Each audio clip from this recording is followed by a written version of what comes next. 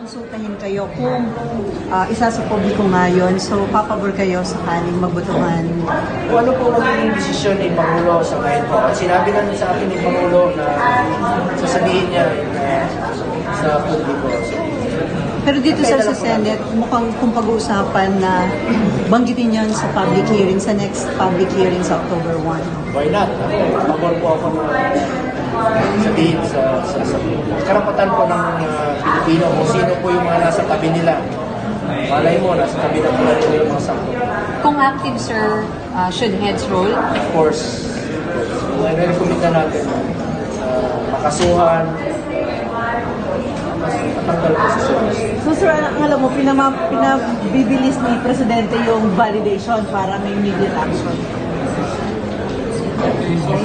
Thank you, sir. Sir, balitaan mo kami.